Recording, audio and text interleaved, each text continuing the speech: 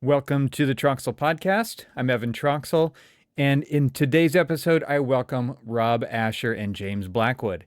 Rob and James are co-founders of Giraffe, an incredibly powerful web-based 3D platform that combines design, mapping, and financial tools to reimagine integrated design and development. In this episode, we explore the topics of rethinking data, process, and innovation, and discuss the challenges of redundant work, the myth of spontaneous innovation inside firms, the value of knowledge retention, and how purpose-built tools like Giraffe are transforming how architects access information during the design process. Rob and James share their personal journeys, Rob coming from architecture and James bringing his data and analytics expertise to becoming tech founders, offering insights into software design, user behavior, and what it really takes to build a more sustainable and creative architecture practice. A key theme from this conversation, which connects to many other TRXL podcast episodes, is the need for technology that integrates design across commercial, technological, governance, and cultural dimensions. Too often, our tools force separation between these aspects, making it nearly impossible to design in a way that reflects real-world complexity that not only influences and constrains the design of a project, but also exists beyond the property lines of a site. Rob and James are working to change that, and their vision is one that could reshape how we think about integrated design and delivery at scale, because Giraffe is not just another design app, it's a tool that builds tools. And as you'll hear in the conversation today, it's a pretty clever and simple way to implement and scale distributed computational design. And the timing couldn't be better because they've just launched a new core product for single users of the Giraffe platform, which makes it incredibly accessible at $45 a month. As usual, there's an extensive amount of additional information in the show notes, so be sure to check those out. You can find them directly in your podcast app if you're a paid supporter of TRXL Plus. And if you're a free member, you can find them on the website, which is again, trxl.co. Lastly, you can really help the podcast by sharing the episodes with your colleagues and by commenting and sharing my LinkedIn posts. You can also leave a comment over on YouTube and engage with me and the other listeners there. And I'm looking forward to hearing your thoughts about this episode. So now, without further ado, I bring you my conversation with Rob Asher and James Blackwood. I'm very excited to have Team Giraffe here on the podcast today. I'm joined by Rob and James. Welcome to the show, Rob. Great to have you back, and I'm glad to talk to you on the podcast officially, James. This is going to be fun. Thanks for having us. Thanks, Evan. Rob, tell us your story to kind of set the stage here, because this is, I think it's emblematic of a lot of people in the industry. And a lot, I don't know how to put a number to that, but at least people who listen to this podcast, I think, are very much going to be able to see a commonality, a common thread in their lives to what you've gone through. But I would love it if you could give everybody that story so that gives us kind of the jumping off point for this conversation. Yeah. So I started as an architect at a tier one, sort of a classic big office in Sydney, which was called FJMT at the time, which was a design-driven office. I think the year after I got there, they won the World Architectural Forum Building of the Year for this museum in Auckland. And I think last year they won it again for a school. So design excellence. And in Australia, we do a lot of design competition. There's a sort of, you get an FAR bonus if you go to competition. And so you do these three-way, like head-to-head competitions, very short, intense, sort of 6 to 12 week design competitions, which, you know, no sleeping, classic architecture, which I really enjoyed. Exactly. Yeah. So big ego, design excellence, highly intense, going for the big prize. Normally in core markets are doing towers or museums or something very, right in the city center. That was, you know, a lot of eyes on it, a lot of, you know, the city and the officials and the client and everyone had really high expectations. And basically the reason I got into the design sort of excellence competition side was because of Grasshopper. So I did a maths degree as well as my architecture degree. And so very shortly after starting. Wait. What? Yes. I didn't know what to do at leaving school. So I did maths. So pure maths, which has actually turned out to be amazing because I bet. that And at the way same of time, like, okay, so everybody who was in high school, or I don't know if this is still the case, but every counselor always said, "Oh yeah, you got to have a lot of math if you want to go into architecture." yeah, And yeah, what they yeah, meant was engineering. They had no idea that they were yeah. actually talking to some. They didn't know what an architecture degree was. They just made these kind of They're like basic it's left assumptions. brain or whatever it is. Yeah, yeah. So did you take their advice, or you were just good at it, or this was just something like you said, you just didn't know what you wanted to be, kind of a thing. You didn't know how to. And my family is very mathematical, so it's kind of like I had to, you know what I mean? So my dad and my You two had to. brothers, Okay, I it was sort of expectations. not yeah, as in yeah. I was like always the English guy, like the artsy guy, Okay. but no. So I did the maths, and I did a very high level of maths, which so you start off maths very concrete, like like vectors and things you can actually visualize, and very quickly, like by year 2 and year 3, you're talking about spaces and operations, and it's so abstracted you don't. And I was not good at that. Like I actually really liked the concrete space, like the dimensional stuff. So I wasn't particularly. I could get through, but just. But that process and that way of thinking about how do you abstract a problem, how do you make it as simple and as general as possible, Hmm. is essentially like you can see that in Giraffe. Like that's basically what we're doing, and it's Hmm. like it's almost the opposite of where software normally goes. Like if we think of people talking about digital twin, it's always funny to me. It's just that this is an aside, but the mesh models are more complicated. There's more polygons. There's more features. There's more.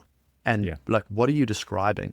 Whereas in mathematics or physics, like a whole branch of physics will collapse down into like E equals mc squared, and there's 4 other equations. And once you got that, you've got it all. Like we've made it simpler and more abstract, and so it's more useful. More Whereas accessible, maybe, it's as more like exactly, yeah. as far as the concepts and the foundations go. Sure. And yeah, so the better you know something, the simpler it should be, the more lightweight. Whereas Mm. so often in software, like version 20 of the software as opposed to version 1 is like more cumbersome, more features, more bolt-ons. Do you know Sure. what I mean? It's like the other Yep. way. So Hmm. trying to really get to simplicity is basically what maths is. It's simplicity, the other side of complexity. You can't sort of, you know what I mean? It's not like you can ignore the complexity, You but have when to you have both. really get your head across it, you Sure. can find simplicity. So I did the Okay. maths, and I sort of got into the profession probably about 2011, and it was a Mac. Yeah, there was generative components at the time, which I think was coming out of the Foster's computational design group, or at least Mm. Allied. And so I spent one summer holidays learning that. I absolutely like clicked on that. I think that was on MicroStation. It was very old school looking. Got back and had to battle with IT. Got Grasshopper, and then basically it just my mind exploded. Loved it, and basically combined then Grasshopper on design excellence teams, like as in Grasshopper for design. So not doing sort of engineering interop stuff, that sort of came later, as in beams and parabolas and Mm. just these complex geometries, but more using it, sometimes doing that if it was going to help us win the competition, but sometimes just doing area schedules or much more giraffe looking stuff, very simple stuff. And so I'm just curious to drag this out a little bit more. Like, what was your experience moving into the profession? I mean, it sounds like you were able to pursue kind of that trajectory because is it because you were doing competition-based projects, or is it really like? And then I'm just curious, like, where did that lead you to in the profession and kind of your overall feeling about it? So I would say I have design ability, but really the reason I was on those teams was because I could do the complex geometry. So if the design director was like, we need the roof to just do that, then I could make it do that. Do you know what I mean? Nice. And then he, Yeah.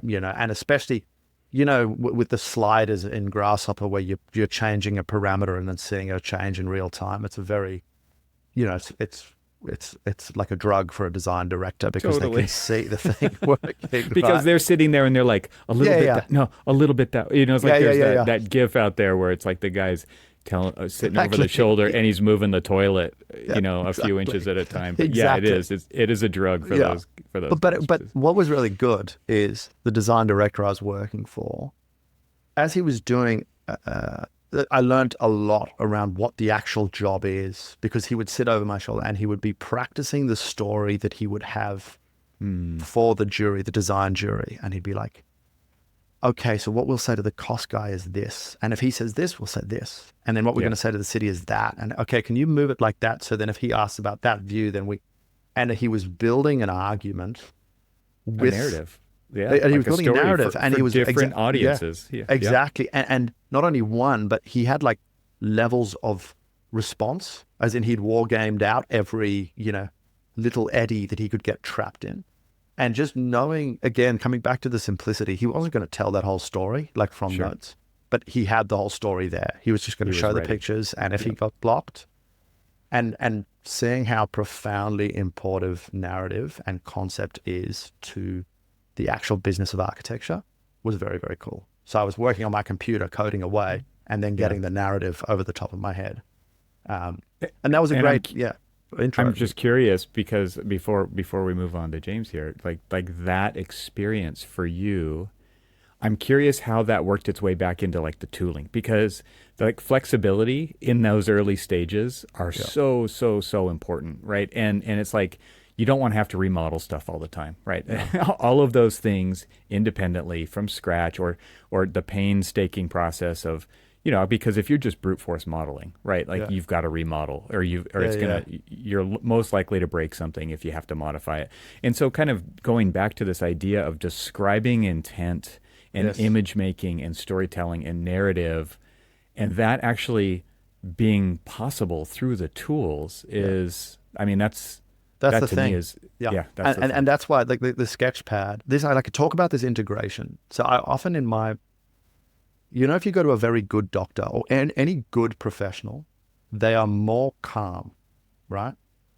They don't come in and they're like, okay, we're going to do this test and this test and this test and blah, blah, blah, and we'll CAT scan and we'll 3D scan, whatever.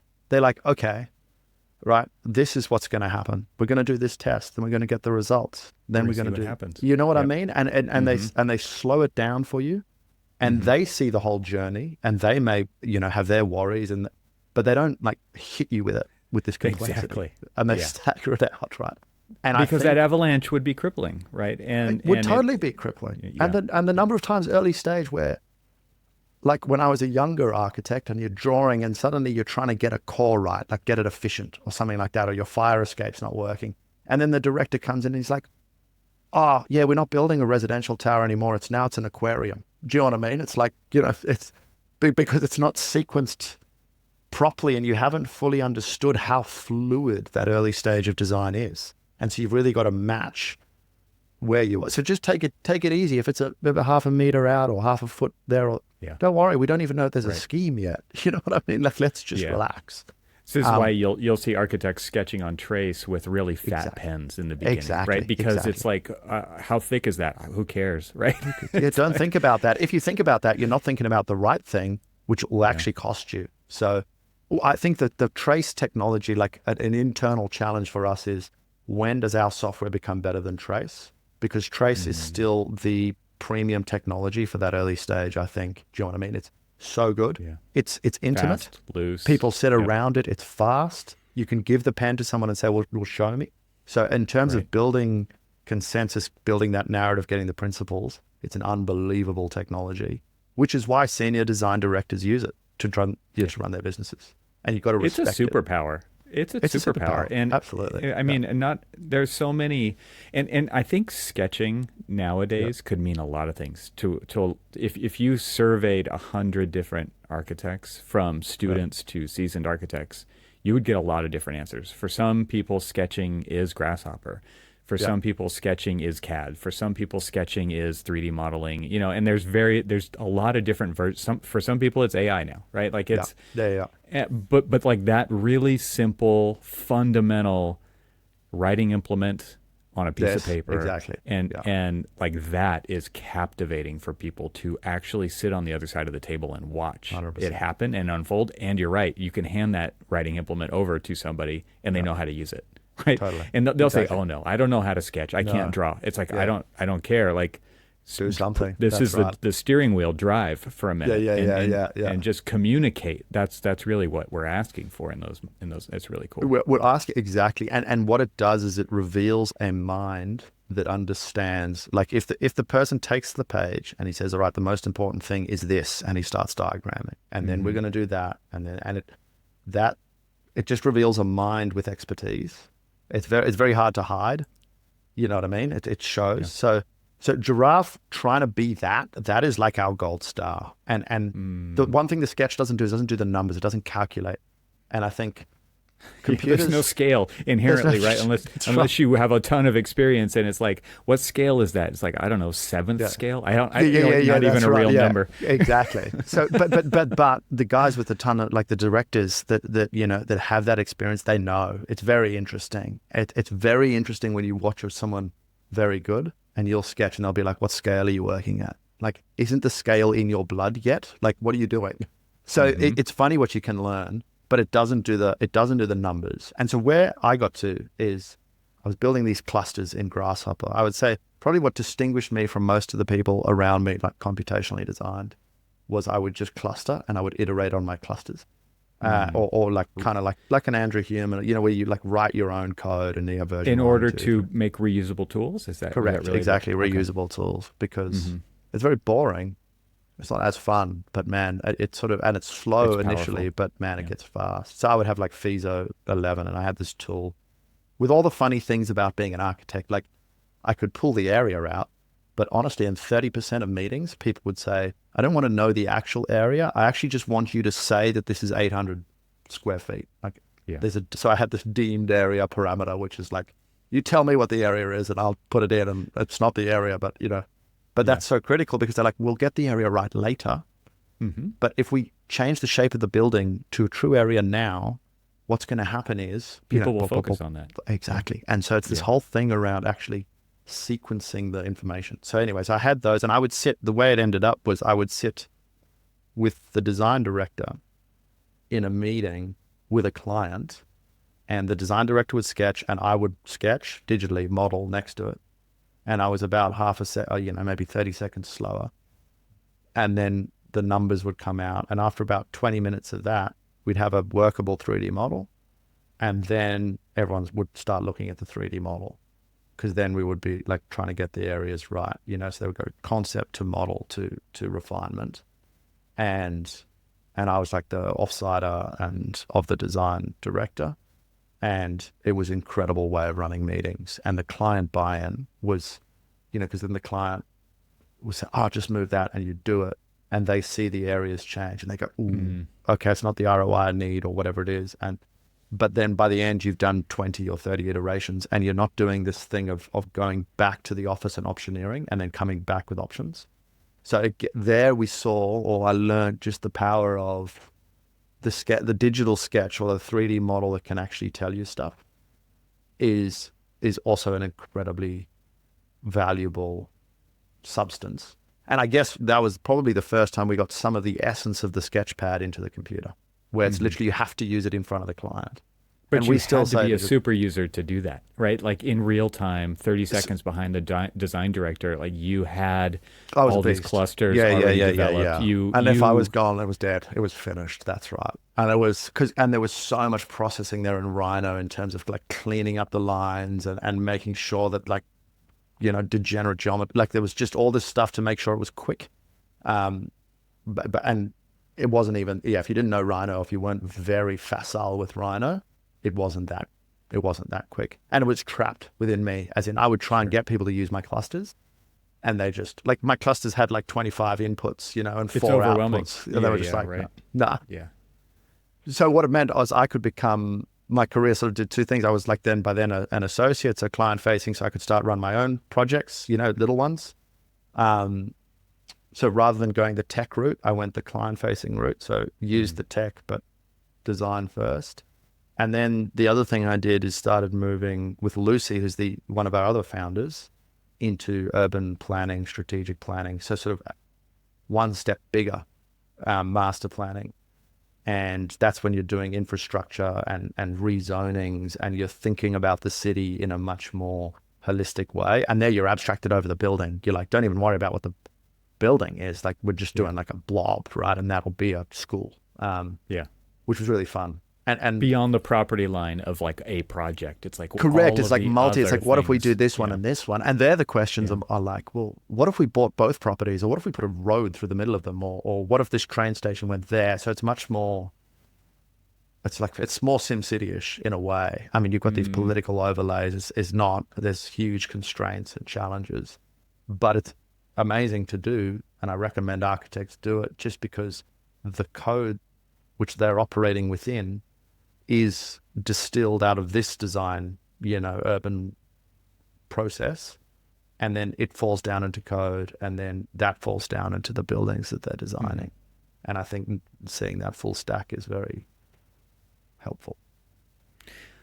Rob, do you think we've made James wait long enough?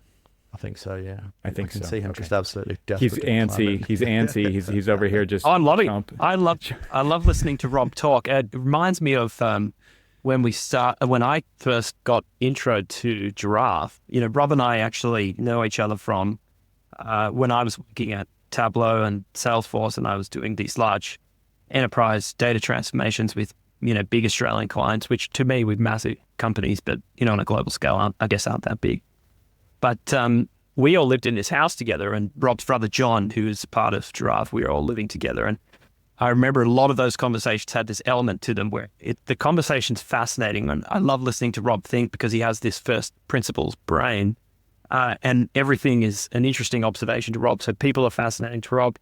And as a friend of Rob, you're like, oh, it's very stimulating. So it's like a nice culture to be a part of. And I remember when Rob first showed me Giraffe, it was that thing you were describing earlier of looking at a master plan and talking through it live. And Rob was just doing a little demo of drawing on a map. I mean, so simple, and drawing like lines of corridors that you want to preserve, or view access that you want to preserve, and then drawing and seeing the data update. And my brain went like, holy moly, I understand this completely. Because what I was doing at Tableau was that for massive organizations, but with these huge data sets that they had no idea how to get any value out of. And they need a visual, concrete way to tell the story about what's in that data. And when they have that within their organization, it's crazy what it does for culture. It totally transforms their culture and explaining to themselves what's already happening in the business. There is like an intuition that good business people have about what's happening, but their ability to tell the story with good facts is totally limited by their ability to process huge amounts of data. Yeah. And when you give them a tool that's easy to use, that's visual, it lights people up. And so when I saw Rob do that with Giraffe, I was like, I get it. I'm in. You need to give me a job, basically. And that was the genesis of this. And I'm the last founder, I guess, or the first employee, however you want to describe it, the last one in, so to speak. But man, I got so excited about it. I remember my first kind of conversations with clients were totally overwhelming, because I didn't really know the sector very well. I know data, and I know the power of being able to tell a good story, but learning the sector was a real challenge for me. And that's a whole story in of itself. But I'd become a huge fan of architecture, and even as a kid, I wanted to be an architect, and a civil engineer is what I started studying at university. But data is really the unlock for me, and I love watching what data does for our clients. And seeing Giraffe as a data tool is really, I think, the essence of what it actually is. It's a giant database. So that's how we got started, and I guess it's been 5 years. I would love to hear just you explain, because maybe there's people out there who don't know what Tableau and Salesforce are, from like a nuts and bolts kind of like. Everybody knows Power BI most likely, because there's a lot of Microsoft shops out there. I'll just call it that, right? Evan, but how could you? I know. Power BI. I just talk about what that is, so that people understand where you're coming from. Yeah, sure. Okay, so Tableau. Oh gosh, take me back. I need to remember my elevator. You still pitches, got it. but, You got it, James. Okay, so before Tableau, I was building Excel models as a consultant for anyone who needed one. And my last job was looking at a commission statement for a financial advisor, and I'd build these massive pivot tables, which would then say, if the legislation changes with X, what's that going to do to our trailing revenue stream? And that Excel model took me probably 2 weeks of solid thinking to build. And what the outcome of that was a messy table that would break every time, we needed to put a new data dump into it. But it Sounds was like functional. a Grasshopper script. Yeah, exactly. Yeah, yeah. Yeah. Or like any master plan area schedule where you have that much data coming out of the model, and then you have to and then as soon as you have to do any different kind of question, you're like, oh crap, I have to re-engineer this whole thing from the get-go, any different question you had.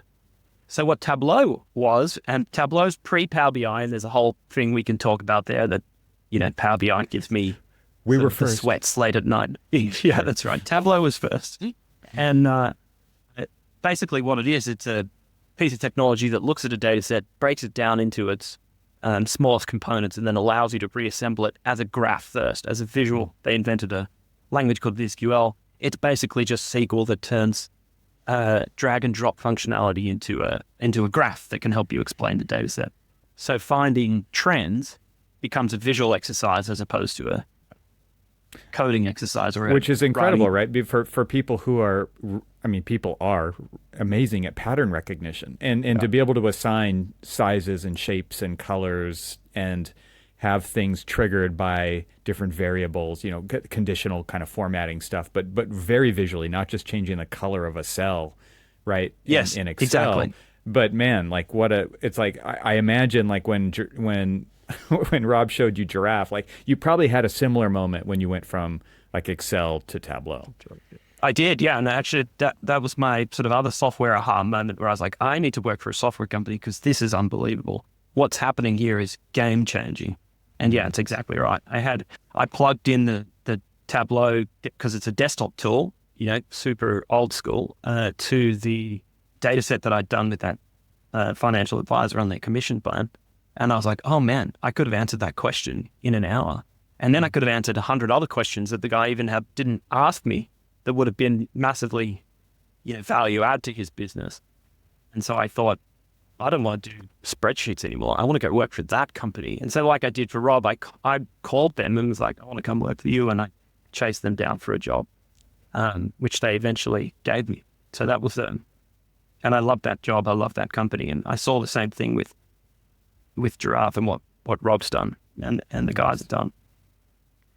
Well, Rob, maybe now we can shift into your shift out of the profession and your experiences that you got up to that point to becoming a software developer, basically, right? Like you turned into a startup. I mean, that story, again, kind of a common thread, probably, or at least a thought, maybe a fleeting thought for many audience listeners who are hearing your story. Like they, like, going into architecture, wow, architecture isn't quite what we all thought it was going to be when we were in school, right? Like there wasn't. So anyway, I want you to tell us that bit of the story.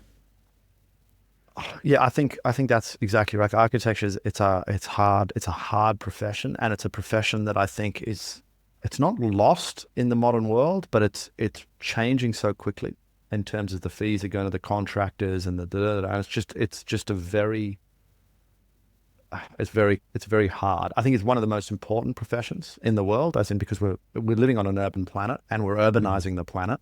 It's like we're terraforming Earth, and architects are basically doing that. And if we do that badly, like that's Earth badly terraformed.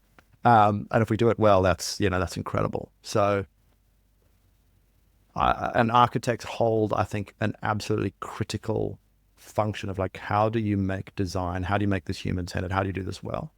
But the profession is so overwhelmed with like just doing area schedules and blah, blah, blah, and so it's and so I sort of looked at it as a systems problem and was going, I could do say 10 great buildings or precincts or something, or I could set up a firm. I'm not, as I'm very, I don't know, after my maths degree, I'm more comfortable with the computer than with like client-facing work. So you go, okay, my strengths are, I see this systemic issue, this problem, and I want to make city making better. And I think the tooling is one area where we can contribute. And, it's not like we're going to change the entire thing. It's not like Giraffe will solve the problems, but this is where we can work really hard and really well and do something really good. And I knew that was, I could feel that.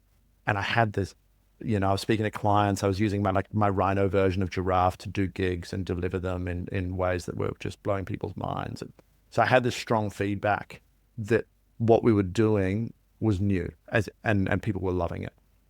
And so I thought, okay, let's do it. And we went through a startup accelerator, which was really good because it gives you this whole kind of, it's just a different paradigm, like this kind of VC, hype machine paradigm, which we didn't fully buy into, but was very helpful and very useful. We've never taken VC because I think property's too slow for VC fundamentally. Like, you can go to like a property company and someone who's made their career on 2 deals. I mean, it's taken them 10 years to do that. Yeah. And then, whereas VC, like it's much quicker. So, but it was really useful seeing that ambition and that kind of, that whole sector is like, they're ready to like smash things and just do stuff. And then, and started the business. So that was happening. But the fundamental thesis was that the tooling is broken, right? Is that the architectural stack is broken. And we need to build something that is better. And it's very hard to explain because at the same time I'm talking to James and I'm getting this kind of top-down enterprise view of what data is and how decision-making works within corporates. And what's a corporate? Just a large body of people, right? And then I've got my bottom-up, like art, black t-shirt, architecture, sketchpad kind of artist's view of the world. And it's all kind of skewing. And we're making a product that is very, very disparate, as in it's a database, it's on the map, it's a sketch tool, it's an areas tool. We're trying to basically put in Grasshopper in there as well so that people can code on top of it. And so technically it's very challenging. And so we sort of hit the market with this kind of hot mess, as in it's cool, but what is it? Not sure. And I mean, and it's really cool. It's really, like, you can tell because, like, even the word I'd use now is integrated. It integrates so many factors. As in, if you don't, there's that Saarinen quote, like, design a door handle in a room, in a building, in a city, like, just expand your scales. And then people open Rhino and it's just a gray box. And then they're like going to Google Maps and like screenshotting and then like scaling in a satellite image, or even the newer tools or like SketchUp, you click and it cuts like a square out. Whereas we were like, let's just put it on the map. Let's just get everything in. Let's turn it inside out. So you're always on planet Earth. And wouldn't it be cool if you could see all of your projects all of the time?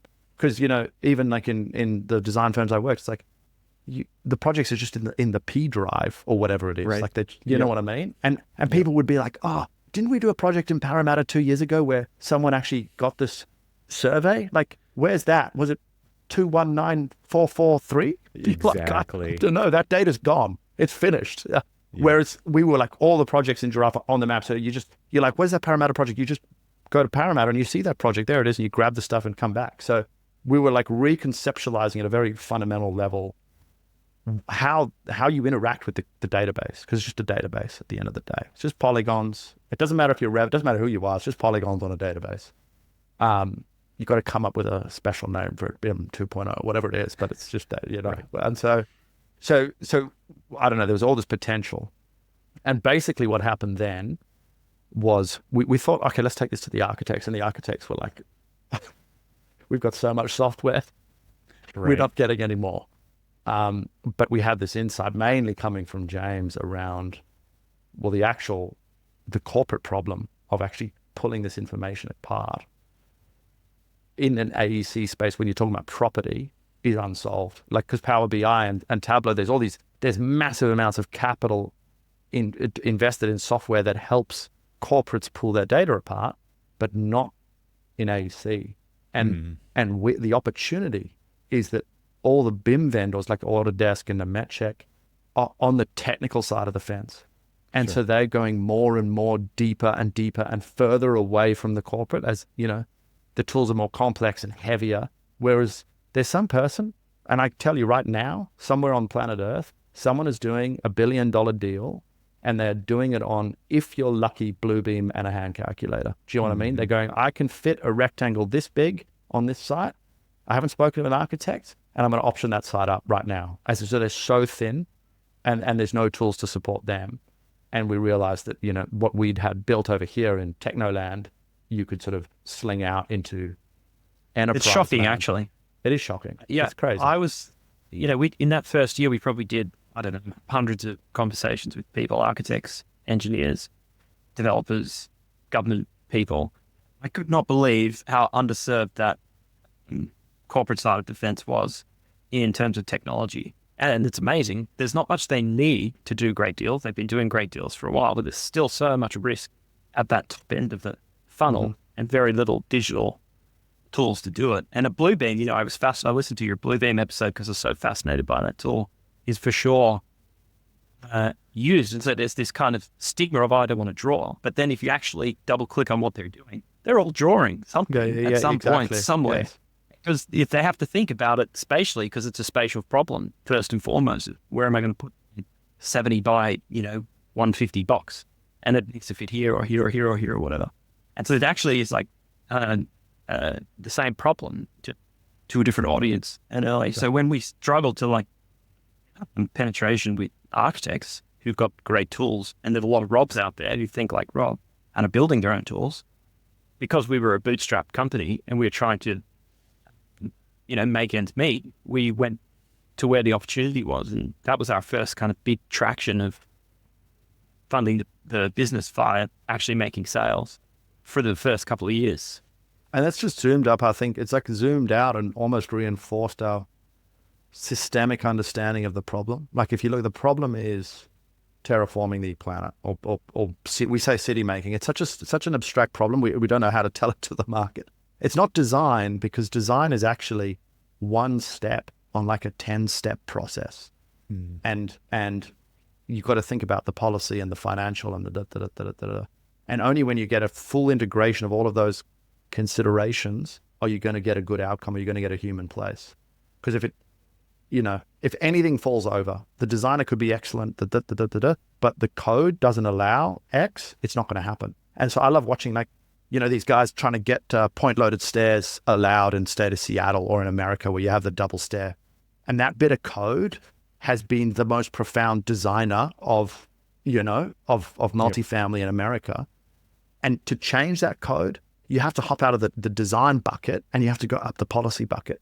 Right. And you have to do that like 20 times. You can't just be like, hey, I'm a designer, I wait for a brief. And when the brief comes, I do great design.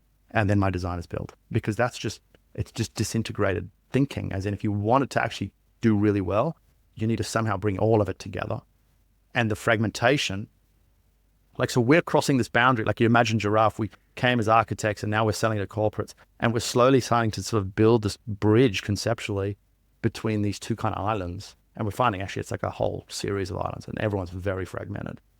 And the opportunity suddenly emerges like with more clarity of once you bring this stuff together, it's crazy, and there's so much you can do for good design. Like it doesn't matter what your actual, do you want to make heaps of money? Do you want to do great design? Whatever your kind of motive is, bringing the things together allows you to do that thing. Yeah. And so that's sort of where and it's kind of like BIM interoperability. It's like, I've got this file, I need to get it in a Revit, and then I need to put it into Lumion or whatever. It's the same kind of thing, except it's just zoomed out. And the difference, I think, is that the mental paradigms that people have are not always commensurate in that way. Like Lumion and Revit and ArchiCAD and whatever, Rhino, they're all describing geometry, building geometry in some way. Whereas a financial analyst and a urban planning policy person and an architect and a retail specialist, they may actually have a different mental model about what the building and the development is. Like it may be a cash flow to someone, a building to someone, a piece of, OpEx, like maintenance problem to someone else. And if you can stitch those, so it's like an interoperability problem overlaid with a paradigm split, so you've got to somehow bring paradigms together and do the data interop at the same time. So again, you can imagine we're 2 years into this. We're talking this kind of language, which is very mathematical. You're abstracting it. The market's not understanding what we're talking about at all. I mean, this concept of zooming out, right, is really, really important, because what you're talking about is an architect potentially having a seat at that table. 100%. right? So that they can be part of actually having a chance at changing the world. Because I think if you really were to just generalize and put this across, it's like really hard to do that with one project. You Right. can't do it with one project. It's And possible. for your example of you've got to do it 20 times to work your way up the policy ladder to actually get the code to change to do that thing, you actually have to zoom out and be at that level Yeah. of where all of that is being taken into consideration. And Yeah. so what you're talking about Giraffe doing, right, is integrating, becoming the common glue Yeah. between, or the potential to become the glue at that level so that like really amazing things can happen, right? Like it's the a point. facilitator. Yeah. And that's exactly 100% right. That's so well put. And we're sort of urgent about it because we see it's having such an impact. And also it's not done at the moment. As in, if you go into an architectural office and you say, show me your projects, they will show you the P drive. Or worse, they'll show you their website with these like 25 megabyte images. And you're like, no, just on a map.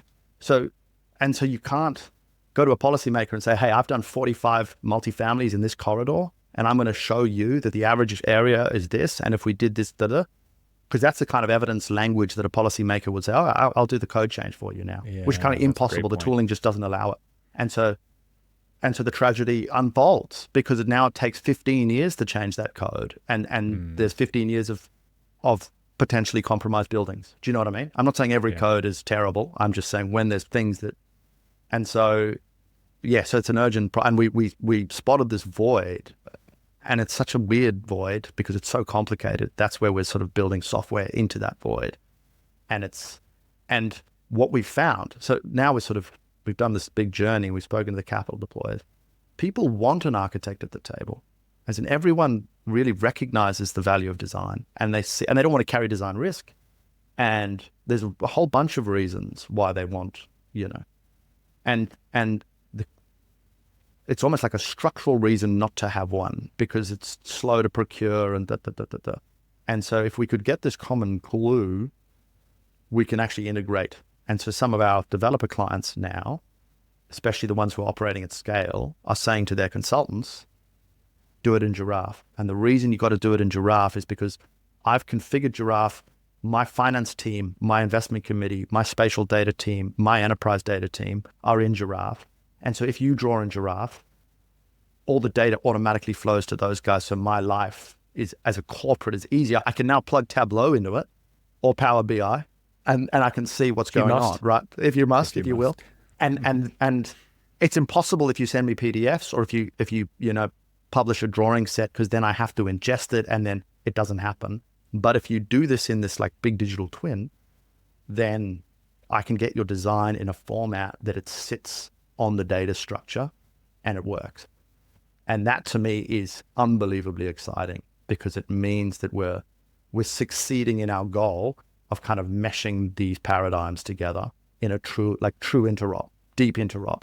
And that's where we are now. And so that's why we think now we can come back to the architects and say, actually, there is something valuable here. You're so overwhelmed by choice. There's all the old ones, SketchUp, Revit, there's the new ones, there's Arcol and Snapshot and so this new gen, old gen, you got to choose. But I think we've got something here that is definitely worth considering. And I would say it's, it sounds complex, but it's not that complex. There's like 3 fundamental tools you need if you want to be the translator between all these stakeholders, which is maps, drawing tools, and a calculator. Exactly what Rob described. And if you have those 3 things in one place, then you can be the Rubik's Cube or the, whatever the translator is between those elements. Because I could log in as a numbers guy and I could just see the numbers, or I could log in as a drawing guy and I could just focus on drawing, or I could log in as a policy person and just look at maps and do spatial analysis. And we haven't even touched on that. But when those 3 things come together, that's the magic, the maps, the pencil, and the calculator. And that was my byline for describing what is Giraffe for so long. It's map, pencil, calculator. And then that's the opportunity, I think, is there's each one of those tools. And what I think Rob's about to get to is, I think our drawing tools are actually good now. They're actually good. Yeah. Oh, man. Holy moly. But to get Control Z done, do you know what I mean? Woo.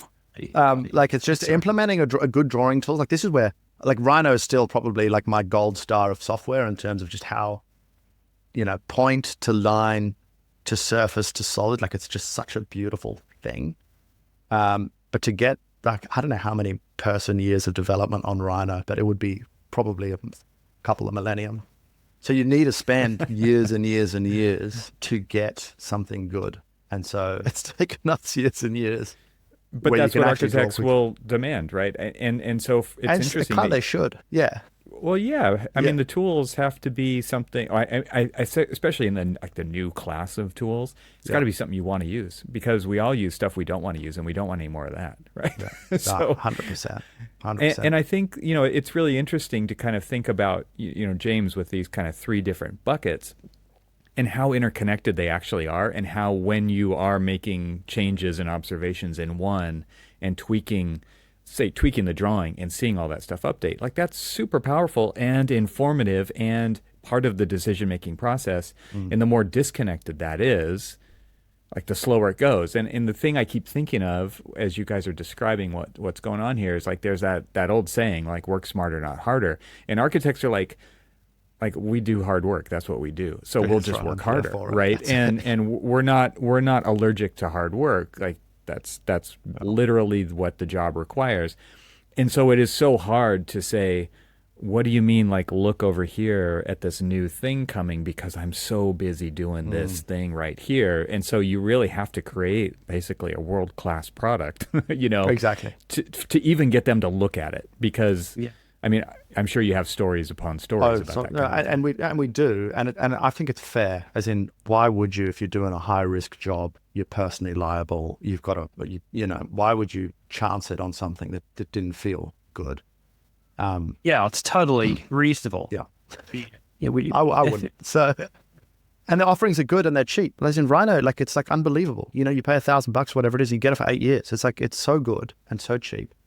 And I think the thing that we've been trying to push, as in the message we're trying to get, is it's almost, you're not talking to Giraffe for the drawing tool. Like it's kind of table stakes now. Everyone's doing it, where you like, everyone started doing feasibility tools. I don't know why. So like you draw a colored box, you see the area. Great. Right? It's good. It was missing. So it's good that it's been done. But the collaboration now, everyone's doing collaboration. Everyone can, you see your cursors, right? Yeah. The true thing that you're wanting to try and get to is like technological empathy with what your client needs. And I think that is, it's a problem, as in it's difficult, knotty education piece. It's uncomfortable for an architect, but I think it's the right discomfort. As in, if you're not doing that, if you're not saying, okay, hang on, let me just take some time, look at my deliverable, look at what my client's problem set is, and actually design a way of working around this reality, right?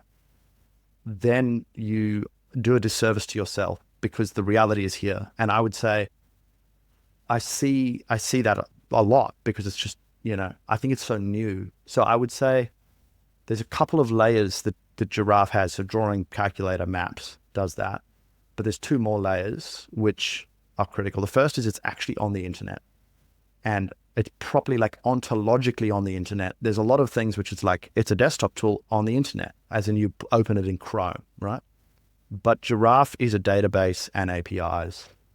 That's all it is, as in it's Postgres with Django and JavaScript. And that's exposed to the user.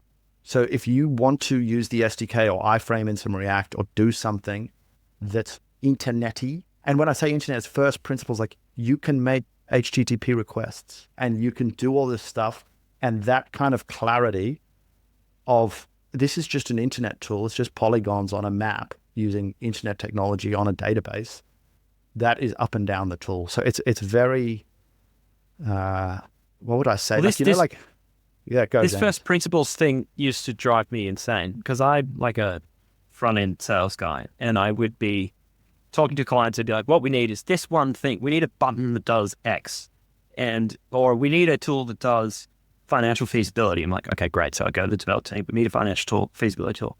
And what our team would do is saying, what we should do is build a tool that builds a financial feasibility tool. Yes. And my brain would explode, because I'd be like, oh my God, now I have to sell services to the client to configure it. But it was actually the true genius of Giraffe. And every time I struggle with it, I know that it's actually for the benefit of the company long term and for the clients, because what is true about real estate that's different to banks, it's different to telcos, is that it is a very unique problem set for every client that we talk to. The way you design in Orlando, Florida, is so different to how you design in Sydney. Just a different set of problems. And so the way they underwrite deals in Orlando is different to how they underwrite them in Sydney. So if you want to build a platform that speaks to all of the users and truly stitches them together, then you can't just build the financial model that I wanted to build. You have to build the first principles tool.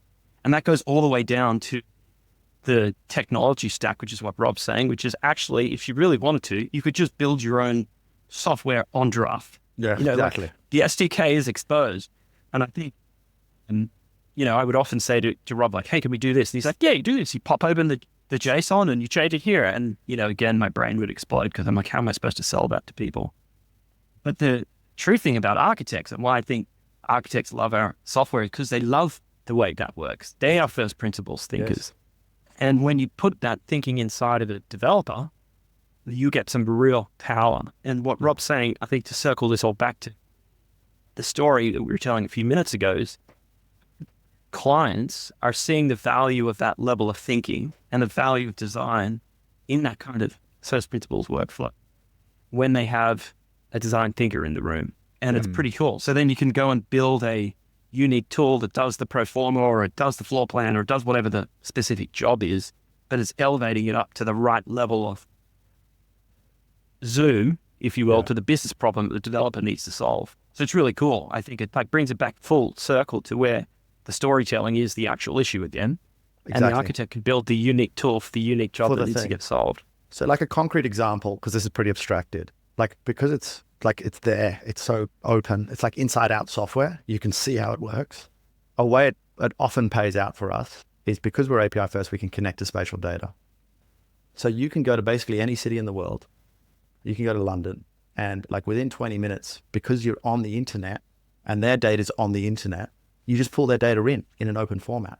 And anyone could do that if you're building a website. It's not like we're wrapping it and making it closed source. It's literally just connect to the internet. They're serving it via API, read it. And so you can land in London and you can have climate risk zoning, protected view corridors, buses, census data, as in deep. Imagine a context site analysis for an architect. You can have so much site analysis that's going to inform your design, that's going to help your thinking and deepen and enrich your response to the client. You can just get that. And you can get that through the technology. You don't have to copy paste the PDFs or do any of that stuff. And that's only possible in every city in the world because Giraffe takes the internet seriously. And so you're just navigating terabytes and terabytes of data seamlessly because that's what the internet's designed to do.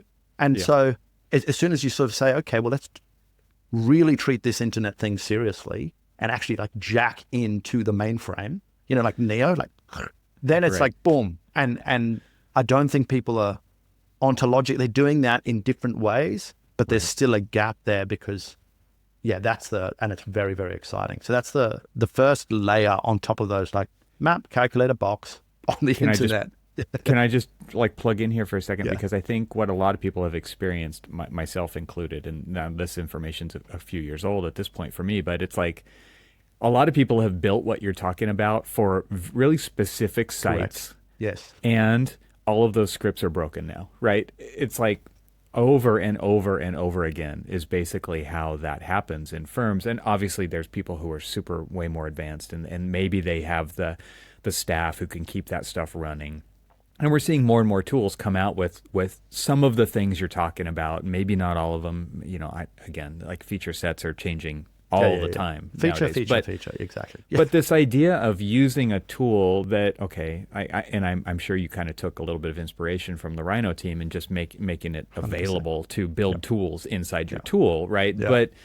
But number one, you don't have to build tools. And a lot of people, they just don't have the staff for that. They can't retain the staff for that. They don't even know where to find the staff for that. And so there's a lot of problematics, or is that a word? Yes. Around that, definitely. around That's that concept. Word. Yeah. Yes. So this idea of making a tool that gives people that power that they don't have to maintain is a big deal. And like you say, they can just go anywhere in the world because one of the guiding principle is location, right? Because all 100%. buildings are put into On a planet Earth. location. They are. Yeah, so It's weird. so it's like just really, again, kind of going back to your idea of abstracting this and like distilling, let's call it that, Yes. distilling Yes. it down to this fundamental level. I mean, that sounds like too good to be true, right? Well, yeah. I mean, I'm telling you, it's real, Evan. Trust me. No, it's okay. I think to that, like, people want to build tools. This is the other big reason I started Giraffe as opposed to using Rhino. Like, Rhino is basically like 9.9 out of 10. Like, Grasshopper is so good. If you don't like Grasshopper, you can do Python. If you don't like that, you can do C#. It's solid as heck. It's like robust. It's cheap. Like, what's wrong with it? It's not on the internet. It's basically your only problem. And something that is critical to the internet is distribution. Like, distribution is out of the box of the internet is essentially distribution. It's this distributed network. And it was designed so that as the nukes take out this line and that line and that line, that the distribution of data will still find a way through the network to where it needs to be. It was literally designed to withstand nuclear attack. So it's so robust in terms of distribution. Redundant, And it's like, let's use that. That sounds like a good idea. Why change it? So Giraffe is around the distribution of this knowledge. So I can write a script. Something that's different between like Rhino and Giraffe is the scripts actually sit on the geometries. So rather than in a document, you sit on the geometry. Because in Giraffe, you don't actually have a document. You have every single geometry you've ever drawn on a database. And we just say, for those projects, we'll get that project geometry. But at any point, you can say, hey, that other geometry, just let me. So it's a completely different paradigm around what the data is. And the script sits on the geometry. So I can just copy paste geometries into my project. That comes with the script. And then that script then runs and executes on those geometries. And this solves the distribution problem. Because if someone says, hey, I need to do an apartment, like, didn't you have a core script? Or like, didn't you have a script that angled the windows to the view? It's like, yep, copy paste that in. And it comes. And then the way we've done it is the script is hidden until you open it. Like Steve Jobs, like with the Mac OS is the gold standard on this, where it's like, it looks super simple, but there's always like deeper shortcuts. Like if you're a power user, you can go in. Same with Giraffe. We want it to be like one big button, but then if you want to, you double click and then double click twice, and then you're actually editing the JSON, like you're in code land. And so we've been working on solving this distribution thing, which is basically, how do you get the computational designer out of their bubble? Because the problem now is they do the work, and then because they can't distribute it, there's no distribution. They have to, they build the tool and then they do the work. And so they turn from a tool maker to like a trench digger. They've like designed the spade and now they've got to dig the hole. And that was like probably the thing that killed me at work when I was an architect, was like, I'd done all this work building these scripts, but then I had to run them. So people would come to me and say like, hey, can you just quickly do this master plan and tell me what the areas are? And I'm like, can't you? And they're like, no, we've tried. And I would train them and they would forget and blah, blah, blah, blah. And so then I was like, I'm not doing this anymore. And I think that's a universal problem. And I think that's distribution. So I have this code, I have this logic, I have this IP, this insight, this design thinking, and I want to get it into your hands in a way that's robust to a nuclear attack and that's going to work when you need it in front of your client. That's what we've done. I actually think we've done. The reason I know we've done this is because we have people building scripts and distributing them that are not experts, and they're doing it in anger. And look, every now and then there's a bug, someone gets really upset, but no more or less than like Excel, because it's complex. But they are people using scripts that we wrote that I would never have imagined would be technically proficient enough to use those scripts, but they're there in the client base. Cool. And they love it. How and satisfying. It's crazy. It's so satisfying. Oh my goodness, it's satisfying. You totally missed your opportunity here, though. I mean, surviving nuclear attacks, a giraffe is not going to do that. I mean, this is obviously a roach. Yeah. Good point. Cockroach. Yeah. Our marketing people made us change. I get it. It's not as, it's the aesthetics. There may be some, some cockroach. the reaction to, it's good. It's good. It's interesting to think about how kind of trapped architects feel with their tools versus kind of, again, the the new version of tools that are coming out and what's possible. And it was possible because you built it from scratch, right? Like, and you lived through the things that you're solving. And you're continually evolving by talking to people, getting feedback, and watching the tools they're building. And I mean, to me, that just seems like that. To me, that's a real message here. Is you don't have to be trapped in the tools. And that I you're would using. say, it's like it's urgent, as in I think an imperative, as in if you're not thinking about your software tools. Let me just tell you this. There's this thing very influential to me called the infernal bicycle or the satanic bicycle. Have you heard this? This is a UI concept. I don't think so. Okay, so the bicycle, the gearing system, there's the front and the rear and the number of teeth, right? That is how much power goes from the pedal. And you need to understand that. When you do, easy. You just change the front and the rear gears. You go down in the snow, uphill, downhill. Imagine someone designed a bicycle where they hid the gears and then they had gravel mode, uphill mode, downhill mode, snow mode, right? Which is what modern cars do. You know, like in my Mitsubishi, it's like I'm in tarmac mode. And I'm like, what is tarmac mode? And, you know, it's just, well, it's like 50% of the power goes to the rear and 50 to the front. Or it's something simple, but they don't tell you what it is. Mm-hmm. And that's the infernal bicycle, because it would be impossible to learn that, because now I want to go gravel uphill, but there's only like 2 modes. Like, which do I choose? So the user needs to see, you should trust the user that they are going to learn how the tool works, right? And they're going to figure out how gearing works on a bicycle and use it. And when they do, they're free. And until they do, they're kind of like actually underserved, like if you've got the modes. And that's why it's the satanic or the infernal bicycle, whatever it's called, right? And it's a UI concept. You want to expose the workings of the tool to the user.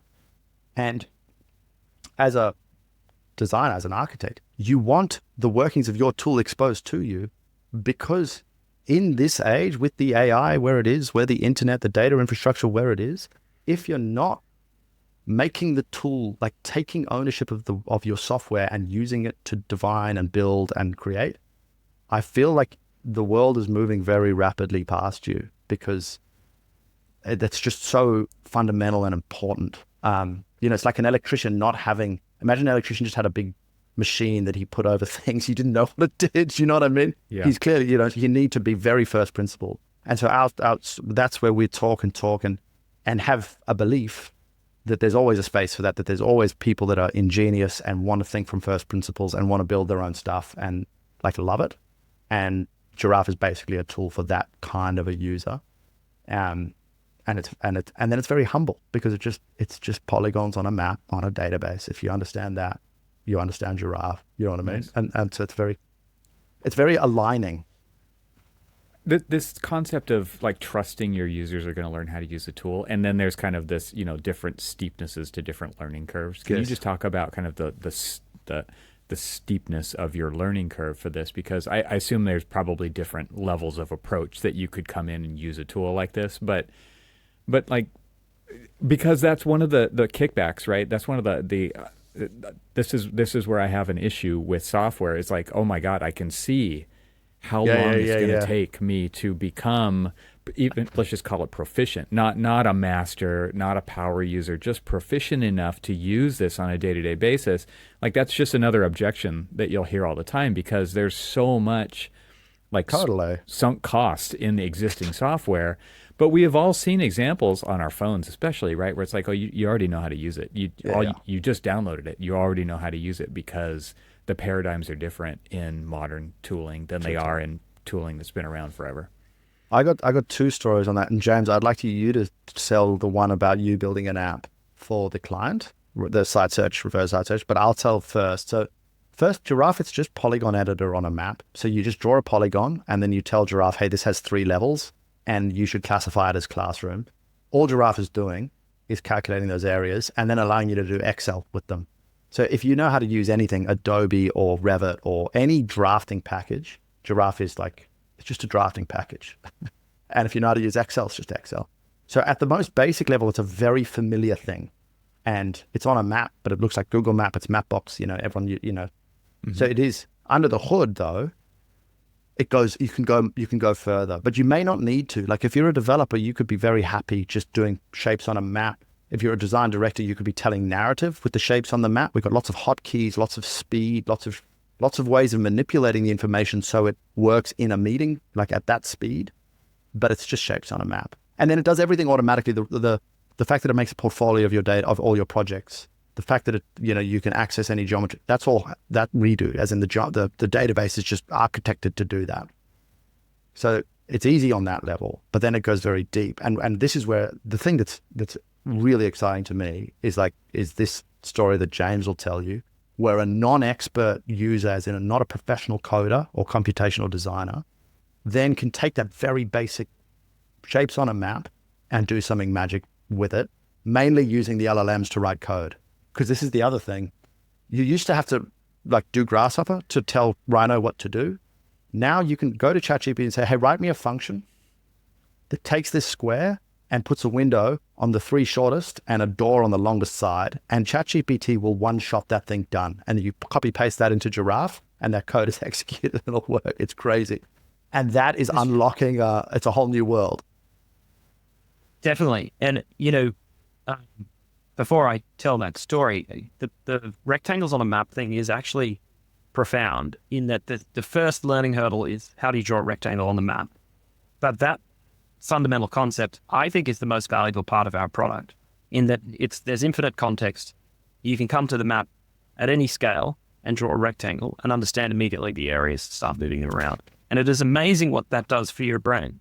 And it actually changes the way you think about space. So anytime I have even a question about my house, the first place I go is Giraffe, and I draw a rectangle, start moving it around. What's the setback on the rear fence? Can I fit an ADU? I go straight to Giraffe. I can see the boundary. I draw the rectangle. City of Orlando's 10 foot. If you have an ADU, no, I can't. Move on. Right? It's so Right simple. hell. It's like a really complex Super valuable question. right there. Yeah. I know it's hyper still a value. valuable answer. Yeah. Yeah. All I did was draw, a 5 foot by 5 foot rectangle, problem solved.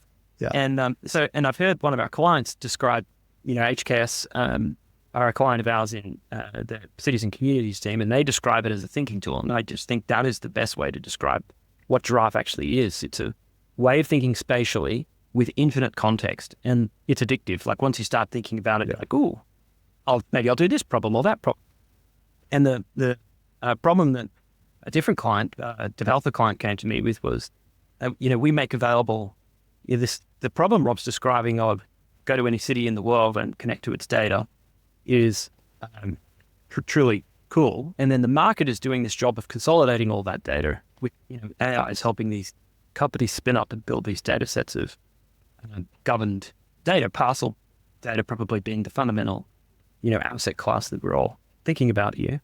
Regrid in the US have an API, a database of every parcel in the United States. Now it's most of Canada as well, along with all of its zoning information, and it's incredible. And they're building that data set as a service, which we then provide to our users as a optional extra if they want. And the client needs to be able to search that data set more than just look at it. And so I was like, okay, well, Regrid have an API. It's a really well documented API. Giraffe has an SDK. It's a really well documented SDK. I don't have time to wait for the development team to build this feature. I'm going to see if I can build it. And so I jump into ChatGPT and I dump the docs in there and I say, teach me how to write this thing. So, I download Visual Studio Code. I download the GitHub repository of Giraffe. 2 hours later, I built it and it is unbelievable. It works, Wow. Where you can, and it starts, that I also thought you were going to gets say well 2 spent. weeks. I thought you were going to say 2 weeks, No, 2 it's 2 days. hours. I don't It's know. crazy. No, I built it in 2 hours. And then was it's distributed. And once it's built, because it's on the internet, you literally just I can permission it publish to it. your user. There they get it. It's like they don't need to download an exe and then update whatever it is. It's just boom, there it is. It's so when that happened, I was like, oh whoa, this is crazy. If James can do it. If Jack, literally though, for real. That's so cool. And I think that's the thing that gets me super excited is most software is built to be the form, for that problem. Like building that form took me 2 hours to build a form that's like, I want to search flora in a form, multifamily parcels greater than 10 acres. It's 3 inputs. And it took me 2 hours to write that form. The purpose of the software used to be to build that form. But if you can build the form in 2 hours or quicker, if you know what you do. Now I know what I'm doing. I can build those in 10 minutes. And then the software actually needs to be the thing behind the form. And that's what Giraffe has always been. And it's been like a difficult to second explain to derivative. people. It's like, Yeah. It's the underlying problem, which is I need to be able to take bespoke logic and stick it on a map so I can actually understand what I'm doing. Yeah. Giraffe built that in 2018, and we've been building these little modules ourselves at the same time, building this layer of what the AI guys are calling MPCs or whatever they are, MCPs, model context protocols. Basically, if you write a JavaScript SDK, you've pretty much written an MCP because you're exposing to the internet the logic of what your app is doing. And then the LLM can go read it and build code on your, working code on your application. It's crazy. It's crazy. It's super cool. Yeah. We're building like bespoke little stuff for clients all the time now, and it's super addictive. Nice.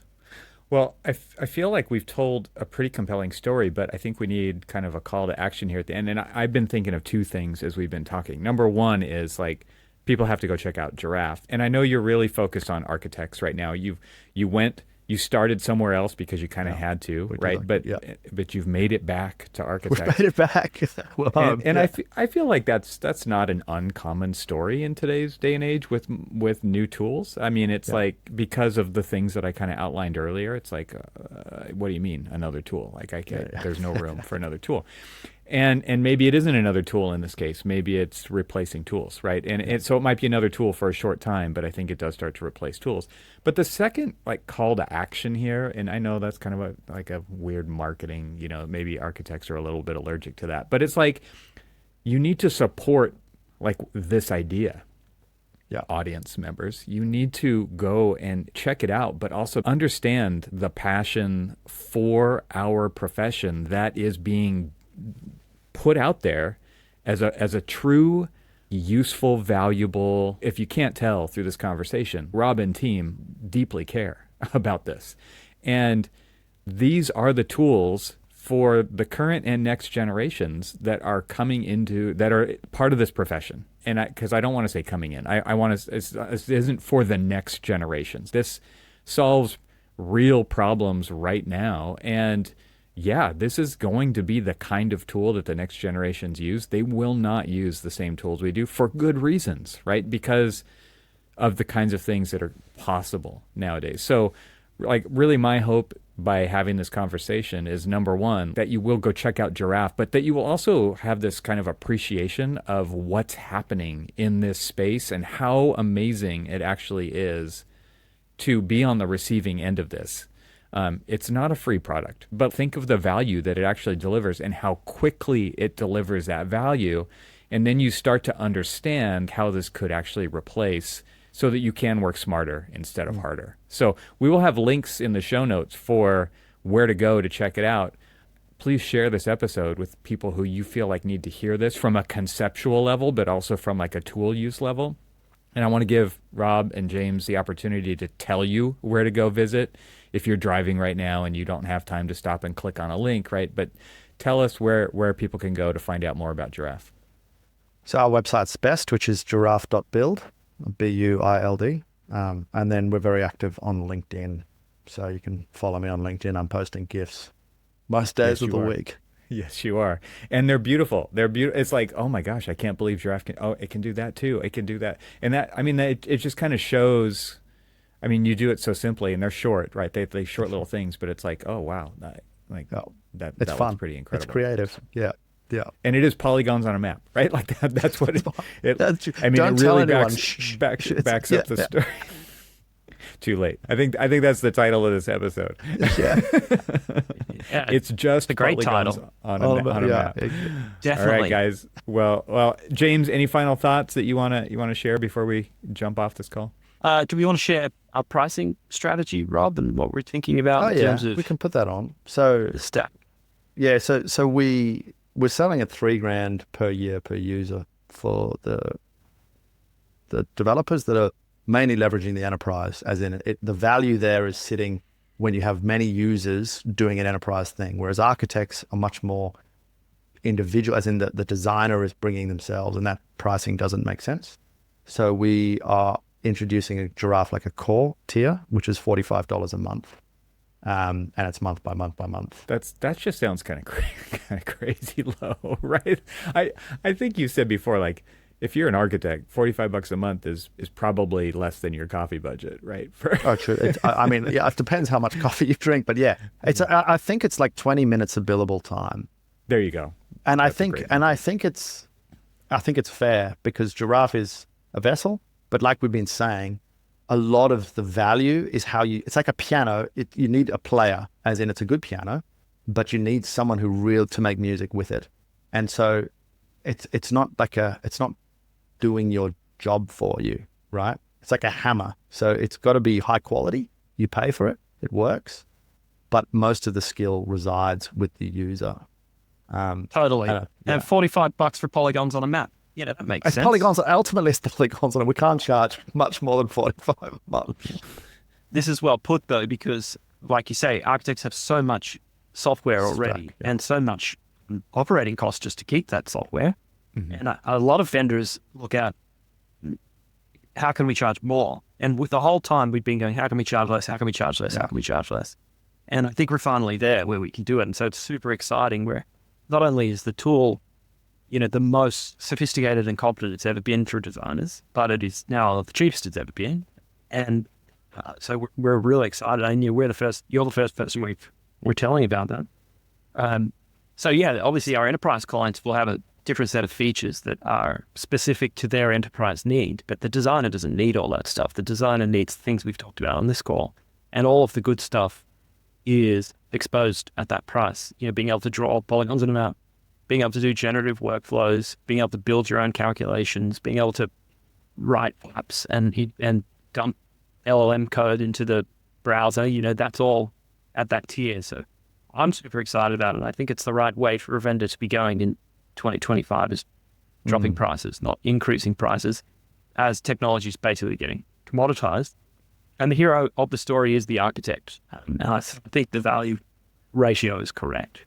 I mean, you saved that till the end, James, but that's a pretty cool kind of concept that the hero is the architect here. And I think what you're bringing to the market let's just say it, like a lot of people are hearing about this for the first time, right? Or maybe they've seen glimpses of Rob's gifts on LinkedIn before.